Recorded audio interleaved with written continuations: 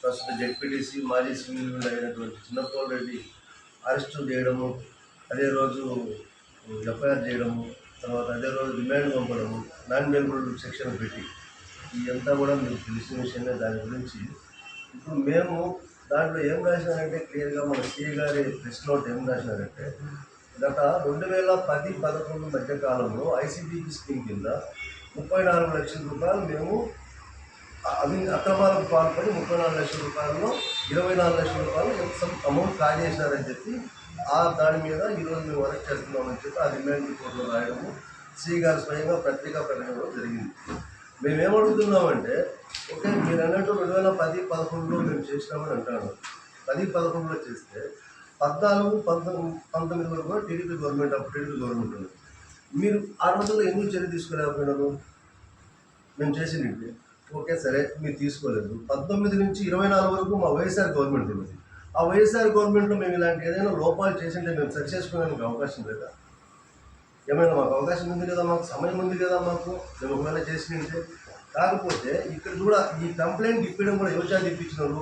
ఈ మామూలుగా మహేష్ అనే సీఈఓ ఇంత గతంలో ఉన్న సీఈఓ ఇలాంటి అక్రమాలకు పాల్పడతారని చెప్పి లాస్ట్ వైసీపీ గవర్నమెంట్ అతన్ని డిమోషన్ చేసి క్లర్క్గా చేయడం జరిగింది.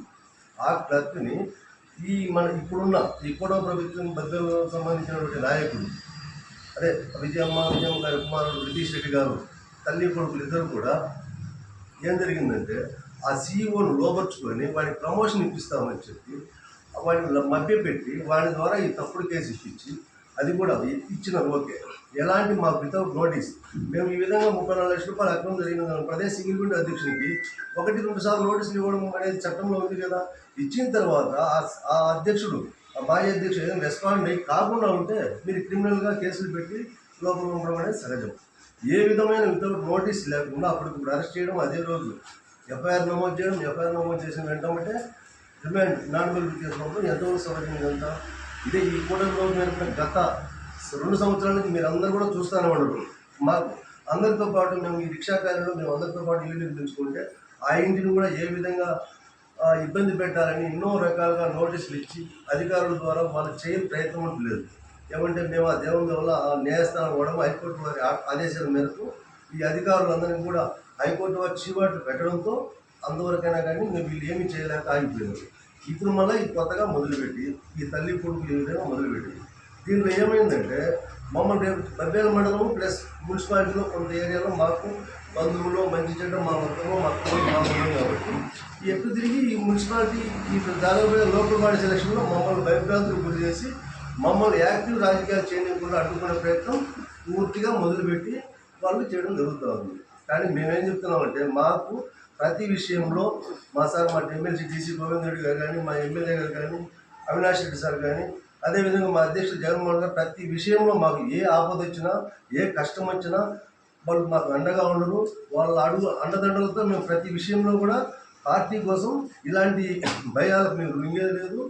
ఎంతవరకైనా మేము ముందుకు పోయేదానికి ఎలాంటి ఇబ్బంది లేకుండా పోతుంది. రేపు జరగబోయే లోకల్ బాడీ సెలక్షన్లో కావచ్చు, ఇంకా వేరే విషయాల్లో కావచ్చు, మా కార్యకర్తలు ఏ అన్యాయం జరిగినా కూడా మేము వాళ్ళకి ఎన్నుదన్నుగా ఉంటాం. అదేవిధంగా మేము చేసిన ఈ అక్రమ కేసు గురించి కూడా మేము ఖచ్చితంగా న్యాయస్థానం ద్వారా ఆశ్రయిస్తాము. వీళ్ళు చేసిన ఈ తప్పుడు అక్రమ కేసులు న్యాయస్థానం దృష్టిలో పెట్టి ఖచ్చితంగా మాకు న్యాయం జరిగేంత వరకు మేము పోరాడతాం. కానీ మరి ముఖ్యంగా ఒకటైతే చెప్పగలుగుతాను, ఇది ఇట్లనే ఉండదు. కర్మ సిద్ధాంతం చాలా గొప్పది. ఈరోజు ఒకటి జరిగి చర్యకు ప్రతిచర్య అనేది ఖచ్చితంగా ఉంటుంది. ఈరోజు మా కుటుంబాన్ని వేదనకు మనోవేదన గురి చేయొచ్చు.